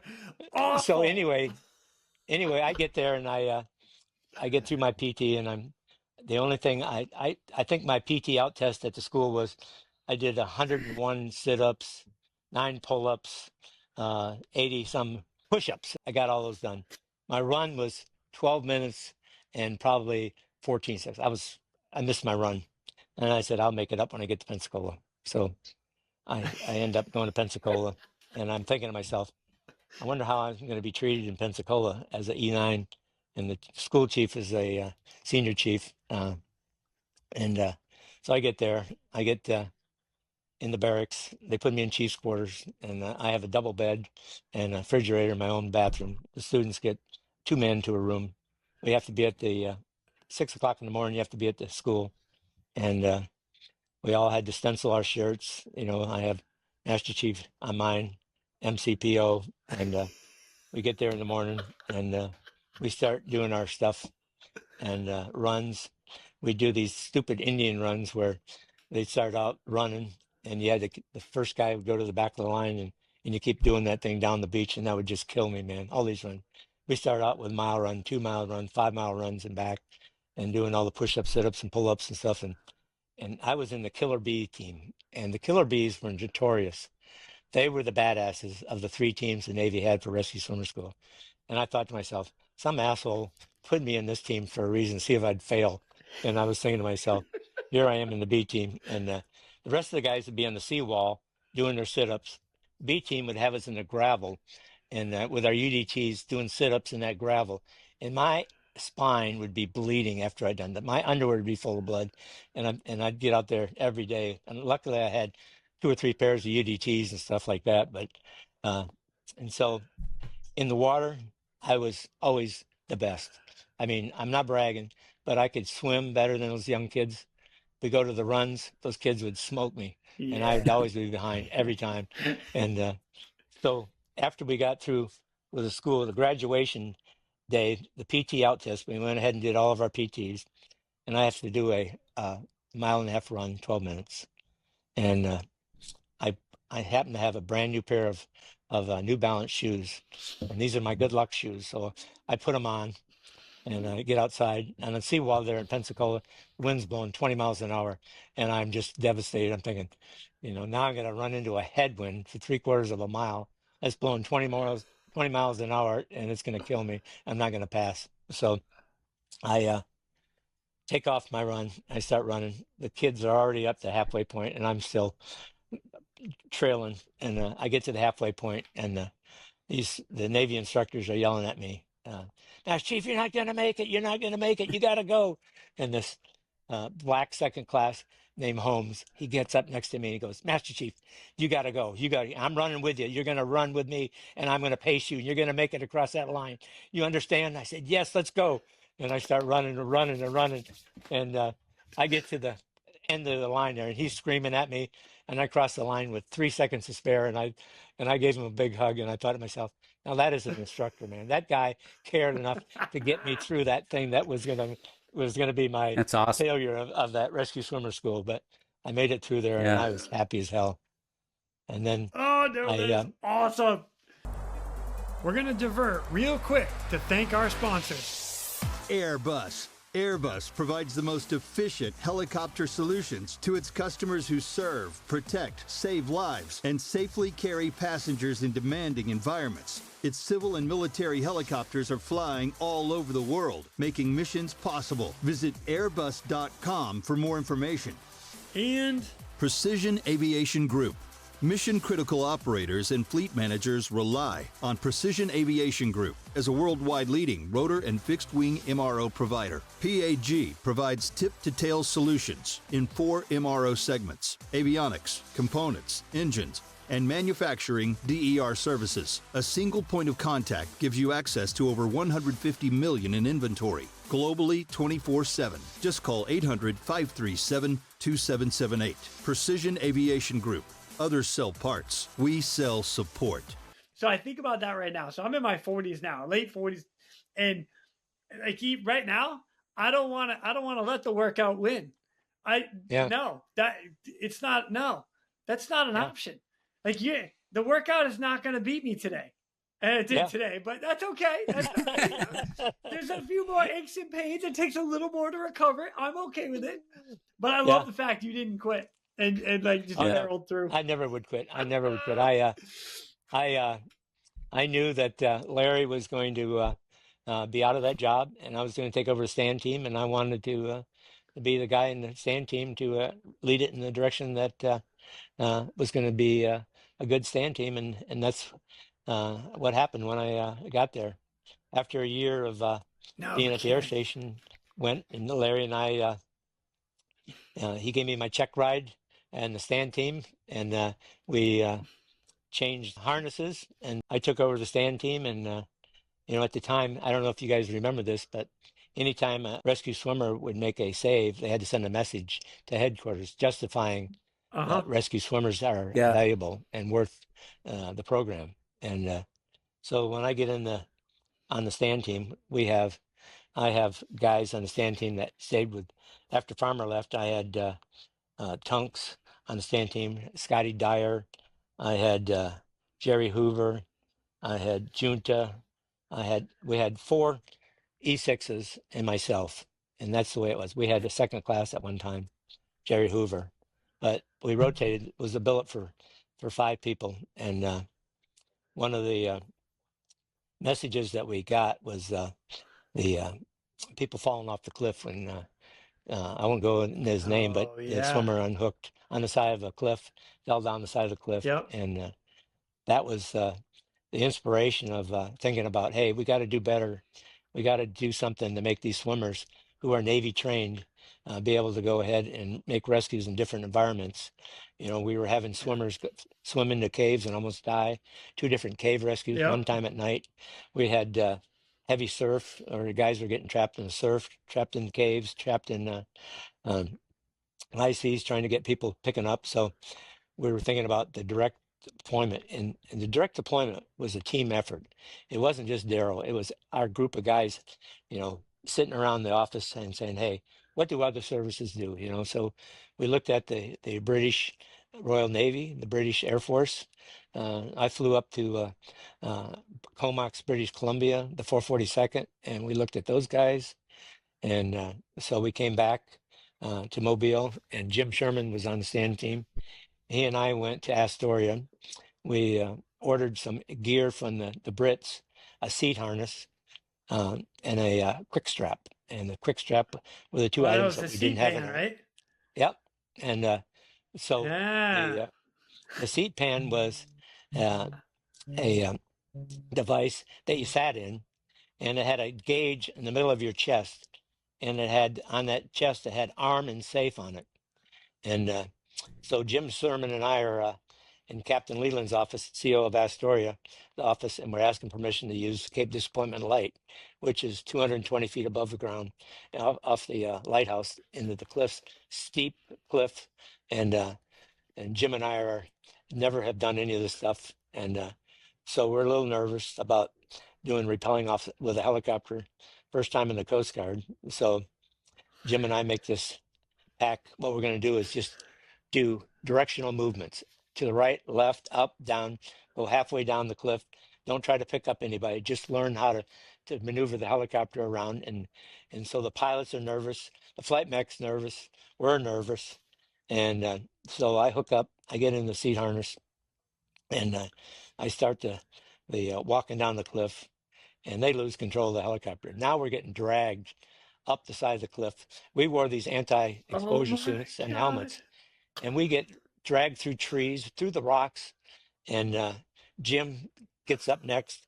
Same thing happens to Jim, and Jim and I are looking at each other like, holy cow, this is going to kill us, man. Seriously, it was really bad how badly we got dragged through the rocks and stuff like this. I mean, there was no crew coordination at all, from the cockpit to the swimmer to the flight mech, and it just wasn't working. And Jim and I sat there and we said, hey, let's keep going at it. We're not going to give up on it.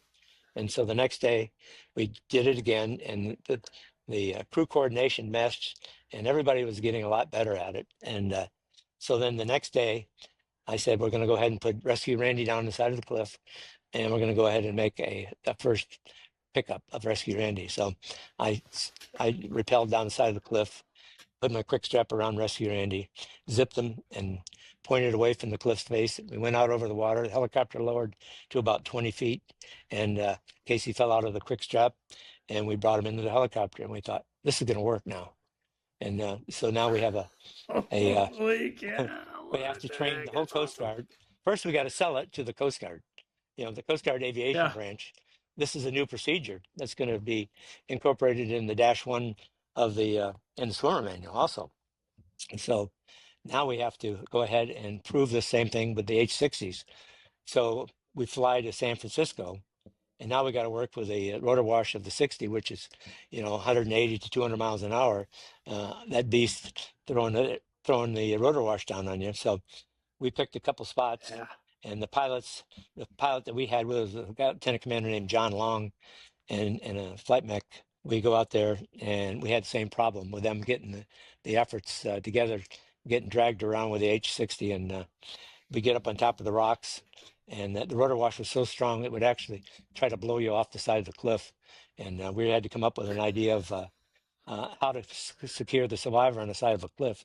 So the procedure was to rappel off to the right or left of the survivor, and then you'd go underneath the survivor, and then you come upward. In case he did fall, we'd blow him off. We'd have one shot at trying to catch him before he went down to the rocks and into the water and that. So we came up with those procedures, and then we started doing, we went ahead and got the headquarters permission to give a permission to aviation branch. We had to give a presentation to headquarters operations, and we went up there, the team did, and we sold it to Captain Gary McGuffin, and he said, I don't care if we, the flight safety, and there was a few people that were saying, no, the helicopter 65 is not powerful enough to do this kind of stuff. It's too dangerous. We don't think it's right for you to do it. And after showing all the videos and everything else, Captain McGuffin said, bullshit. If we lose a helicopter engine or it costs money in that, we're going to go forward with this program. I believe in it, and these guys got the green light. And so we went ahead and trained all H-60 pilots in San Francisco. Just the pilots, the stand pilots at each unit got trained. And then the same thing with 65s. We trained them in Astoria, and the direct deployment came online. And, the direct deployment was probably a godsend for saving thousands of lives in the future of the Coast Guard. It was one of the most remarkable things that the Coast Guard, we had some swimmers on the stand team itself that didn't want to be tethered to the helicopter. They thought it wasn't manly enough. They thought, we free swim, we don't want to be connected. And I said, that's all bullshit. In some cases you need to be tethered, when you're trying to swim into a cave and you can't get out of it, like Tristan couldn't get out of there. And Tristan almost died trying to get out of that cave, and the helicopter had to fly into the mouth of the cave to get him out of there with a trail line. These were, ideas that. I want that story so bad. Oh, I know it. Crazy. The story's in the book too. So, you'll be able to read about Tristan's story. It's very good. So that was the hallmark of the stand team, getting that direct deployment done. And then so one thing that I find really interesting about all that, it's interesting to me, because when you come up with a new procedure, like a direct deployment, a cliff rescue, and you bring that to like headquarters and the upper management and the upper echelon of the command, they're signing off on it. But what they're really signing off on is multi-million-dollar worth of training. That's what it comes down to. Because you're not just training 6, 7, 8 guys or 2, 3, or 4 crews. You're talking about the entire west coast of the U.S., probably up into Alaska. I mean, there's not too much on the East Coast, but a handful of things. And that's huge. And a lot of people, I don't know if they understand how big that is of a regime and or the training side. But when you have a training budget and you're like, hey, this is how much you have, and then you go in and be like, yeah, I need about 10 times that because we're going to put a new thing in. And they're like, what? The Rescue Swimmer Standardization Team. Good job. The Rescue Swimmer Standardization Team, we were blessed by having program managers. The first one was a lieutenant commander named Dick Wright, who also was he flew with the Royal Navy in England. And so he took over as our boss, and he was gung-ho. He wanted to make sure that we had our funding, that we had all the stuff we needed to make the rescue swimmers successful in the Coast Guard. And then after he retired, Lieutenant Commander Carl Baldassari, he took over, and Carl was a blessing, man. I tell you what, Carl was the best rescue swimmer person that we could ever ask for to be our boss. Carl wanted to get in the water. Carl wanted to fly the missions. Carl wanted to do everything with us. And that was one of the things that I loved about Awesome. him. And he was the money man. He fought for us to get the best equipment. And when the Advanced Rescue Swimmer School came online, we decided he was the guy behind all the money and the headquarters stuff, making sure that we had what we needed to make it successful. And hats off to Carl, man. But that was another thing that happened on our watch was the Advanced Rescue Swimmer School. And so now we have people trained on direct deployment, and we were having rescue swimmers do a lot of things that they really weren't trained for. And PTSD was taken over in the Coast Guard. A lot of these swimmers had gone through hell after these cases. And I mean, we had suicides that happened because of that. People got out of the Coast Guard.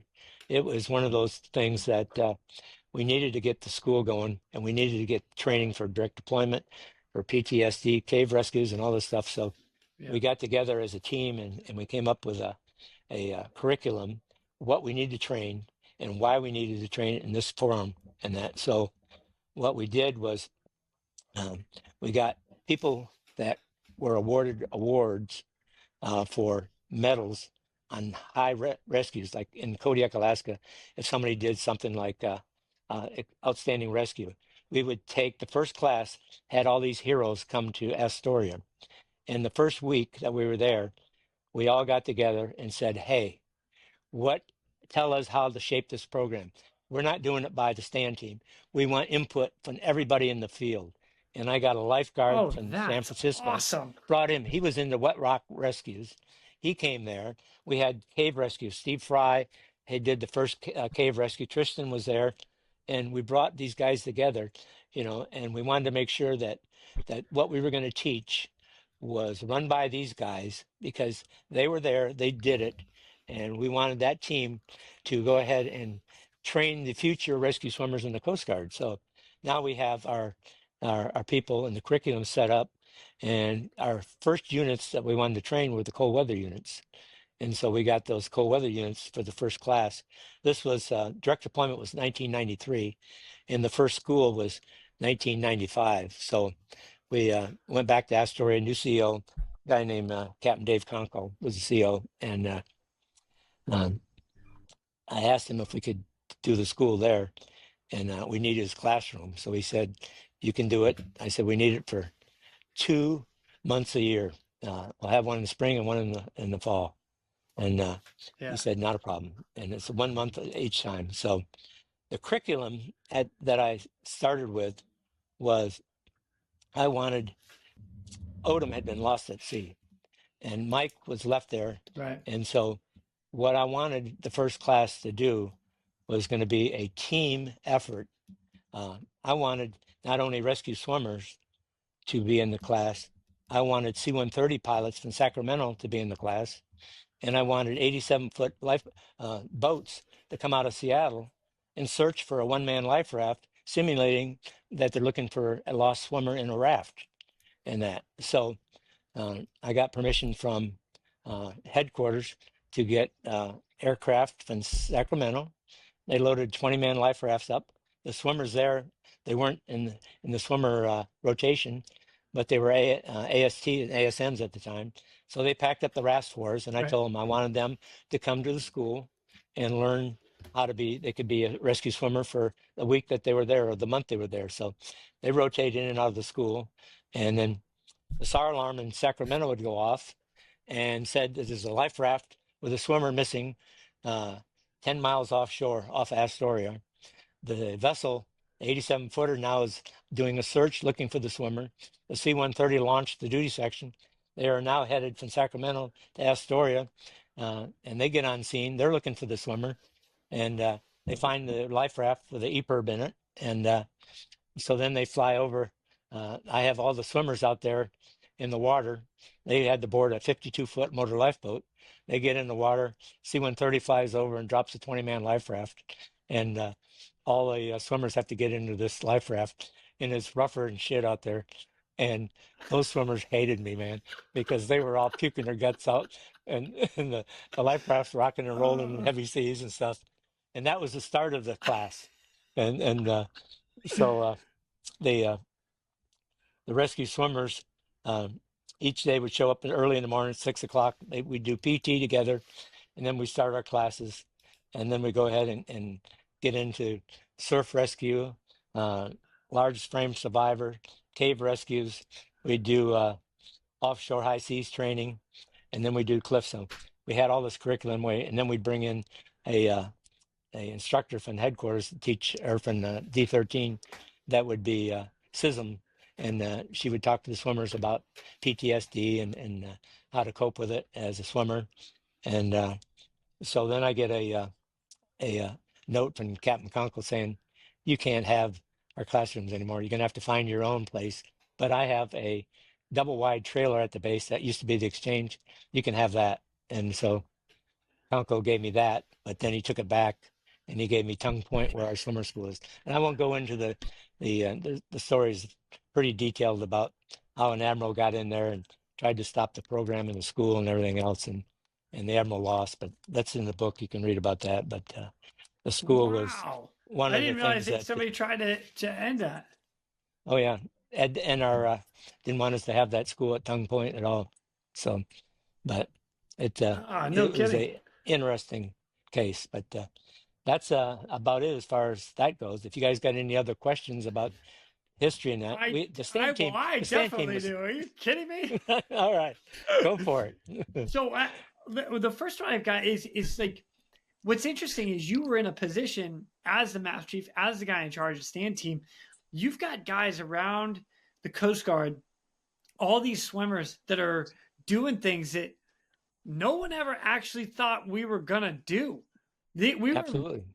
The entire swimmer rate was really thrown into the blades. They said, go and figure it out. And like, at no point in time, and I know this from talking to all you guys from that generation, saying our job was to go pull somebody out of the water. That was it. There was no cliffs. There was no, oh, by the way, we're going to do a medevac to a boat. We're not going to go down into a wildfire area. And all of a sudden, all of this stuff comes up. And the fact that you took it in your own initiative to really drive on and be like, no, this needs to be better, and we need to do this, and we need to do this. It just shows like the drive that our group of guys had. Oh, absolutely. I mean it when I say, like, it just got better and better and better. And today, when George and I went out there to that school, and I think it was, what year was that, George? About 4 years ago. We went to 3 years ago. I think you and Joey went out there. Joey Garzina. Yeah. But we went out there, and the school basically has still the same. I mean, the goal is to do what we did from the beginning, and they added the urban rescue to it, which I love. One of my regrets that I have in my life after the direct deployment came online was when the Twin Towers were on fire and these people were outside these windows. And I was thinking to myself, why didn't we try the direct deployment to get these people, hoist them to walk down the side of the building? People could do a cliff rescue, so they could walk down the Twin Towers, and the fire and smoke and everything else. And Cape Cod sent a H3, I think it was, and I think they got recalled. But I always wondered, could we have saved one person? Could we have saved a dozen people instead of these people jumping to their deaths? That was always the thing I always thought about, And nowadays, with urban rescue and hurricanes and the thousands of people that our swimmers are doing today, it's wonderful that they're doing it. And it's a hats off to the Advanced Rescue Swimmer School. And I look at all the people that want to be included now, the Navy, the Air Force, the PJs, the Canadians, everybody wants in on that school. And I've had phone calls from other, like South Korea, over in places in Europe. Like, how do I get in touch with somebody at that school so I can attend? And I'm like, good luck, dude. Here's your point of contact. I wish you the best, man. But I've literally been reached out by multiple country and multiple agencies to get into that school. And if anybody can do it, go. Go do that training. It is phenomenal. Absolutely. You know, when we were talking, I went to that school. They were talking about a Army base here in Georgia, and they wanted to end 1 week of just the Army training. And the Army agreed to fly their helicopters from Georgia all the way to Astoria, pay the hotel bills and all the fuel bills for all of the swimmers and the Coast Guard pilots. If they would stay an extra, instead of doing a 4-week, they did an extra week to train these Army guys. And I don't know whether they did it. I believe they did do it, but I can't confirm that it was. But that's how much they wanted that training and that, to be able to throw out that kind of money and bring their crews all the way across country to be involved with that training and that. And I to this day, the Advanced Helicopter Rescue School is probably the best school that the Coast Guard has ever put out, and people are wanting it to get into it and then go through it and graduate. And I just am so proud of everybody that's, and this has been, the first class was in '95, and here we are, 31 years later. Yeah, still going strong, which is awesome. And Darell, if it makes you feel any better, I want to go in it now. I want to do it again.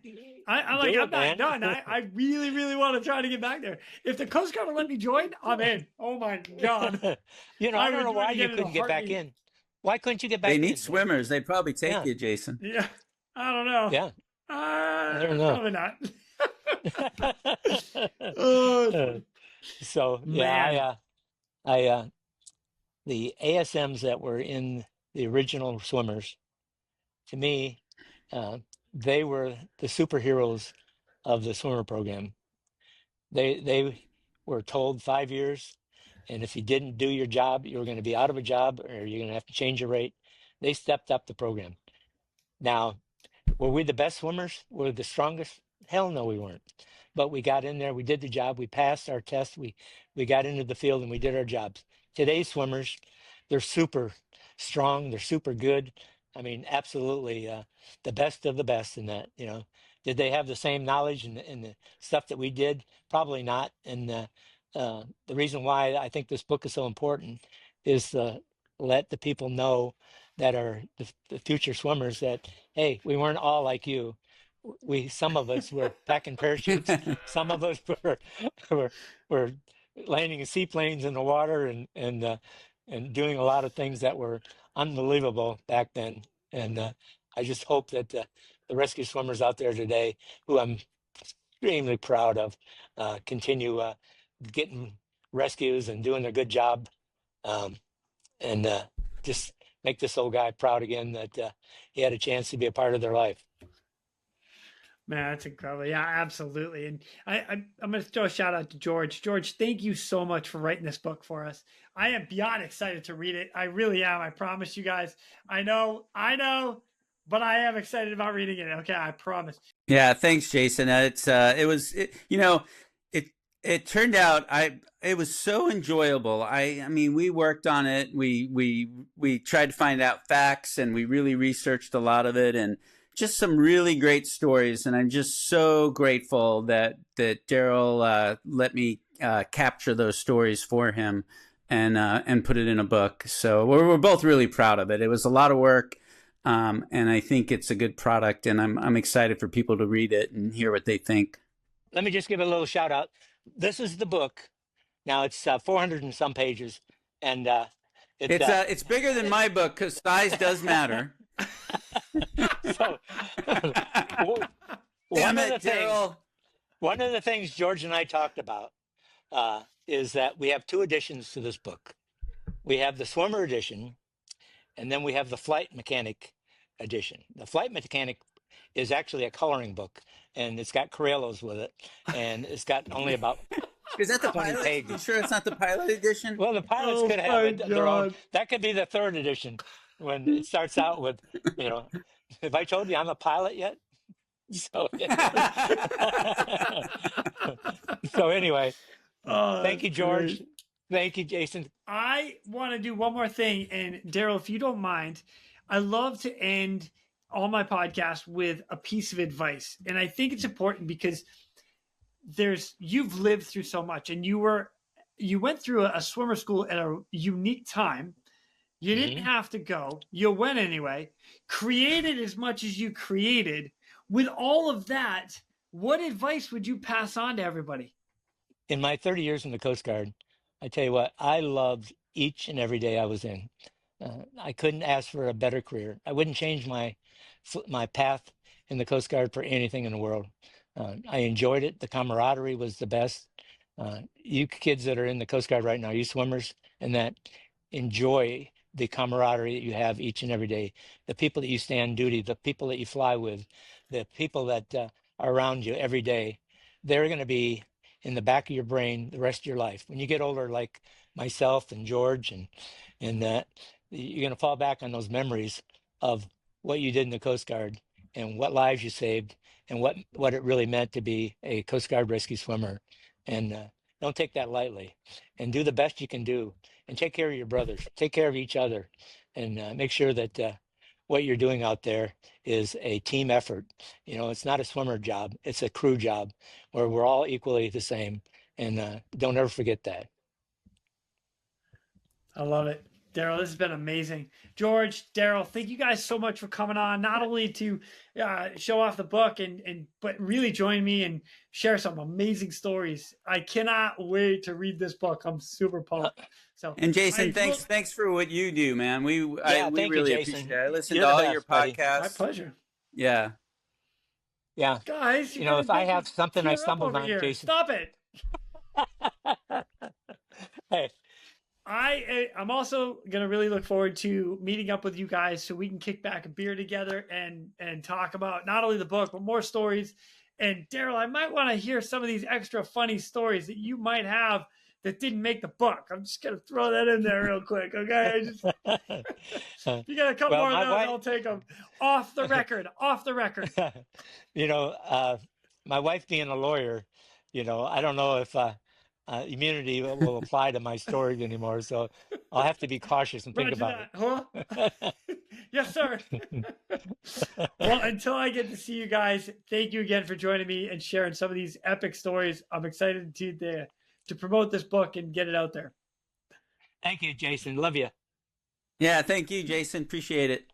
You're welcome. And with that, ladies and gentlemen, we are out of here. Go. Now, it's time for me to pull chocks and take off. But before I go, I'm always looking for the memorable rescues that people have done. If you have one that you're willing to share or know somebody who has a story, please feel free to reach out to me. I'd love to highlight it here at the Real ResQ. For everybody that is standing by for that SAR alarm, remember, those in distress are praying for a miracle. They are going to get you. So until next time, fly safe and swim hard. Thank you for joining me today here at the Real ResQ Podcast, powered by Vertical Helicast. We'd also like to say thank you to our sponsors for this episode. Whether your mission is saving lives or servicing high-value assets, Onboard Systems Hoist stays ready to assist. Features such as single-point payout reduce the potential for hoist-induced load swings, enhancing overall safety. For more information, go to hoist-winch.onboardsystems.com. Airbus. Airbus provides the most efficient helicopter solutions to its customers who serve, protect, save lives, and safely carry passengers in demanding environments. Its civil and military helicopters are flying all over the world, making missions possible. Visit airbus.com for more information. Switlik. No mission is the same. Why should your suit be? Introducing a new custom dry suit experience. Choose your fabric, colors, neck and wrist seals, zippers, pockets, collars, and so much more. Intelligent measuring prompts ensure the most tailored fit. Brought to you by Switlik Survival Products. For more information, visit us at www.switlik.com. And Precision Aviation Group. Mission-critical operators and fleet managers rely on Precision Aviation Group as a worldwide leading rotor and fixed-wing MRO provider. PAG provides tip-to-tail solutions in 4 MRO segments: avionics, components, engines, and manufacturing DER services. A single point of contact gives you access to over 150 million in inventory, globally 24/7. Just call 800-537-2778. Precision Aviation Group. Others sell parts. We sell support.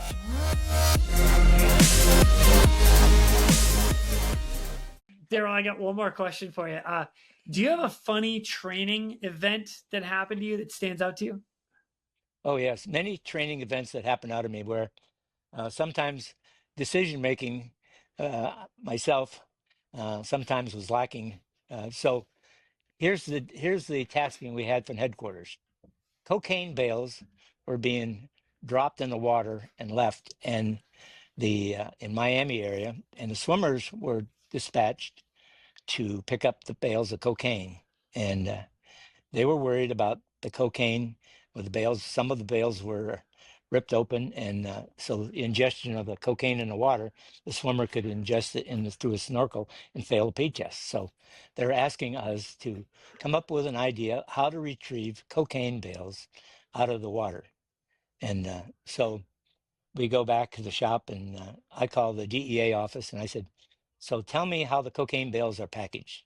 And he goes, well, you take 5-pound bags of flour, put 4 of them together, and seal them in plastic, and that would be your cocaine target.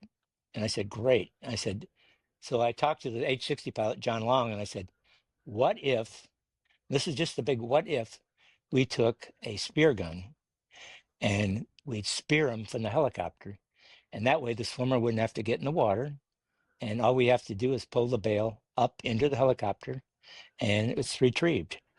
And John said, I don't know if headquarters safety would let us do it. And I said, hey, as long as we didn't shoot the rotors off, I said, I think we could do it. And he goes, have you ever shot a spear gun? And I said, no, I've never shot one. I said, would you be willing to go down to the dive shop with us? And he goes, sure. So Lieutenant Commander Long and I go down to the dive shop, and there's probably 20 different spear gun sizes from about 1 foot to 6 feet. One has small bands, some has 2 bands, some has 3 bands. And I say to John, I said, bigger should be better. Let's take the 5-foot spear gun and we'll use that one. And so the owner of the shop said, oh, you can borrow it from us. You don't have to buy it. And I said, and it came with a spool of type 1 cord on it, and kept the spear on it. So we take it back. Now, Petty Officer Dyer is a Army guy, and he was in the Army. He was a sharpshooter. So I said, Scott, I said, you and I are going to be going out there, and we're going to shoot this thing from the helicopter. And we came up with 10-foot hover. We'll put it in the hover, and then you go ahead and make the shot, and then we'll bring it in and see how it works. I said, but we got to go ahead and try to shoot this thing before we get on the helicopter. So next morning, Scott and I said, get into work early. So Scott and I are in the back of the rescue swimmer shop, and we put out a cardboard target next to a tree.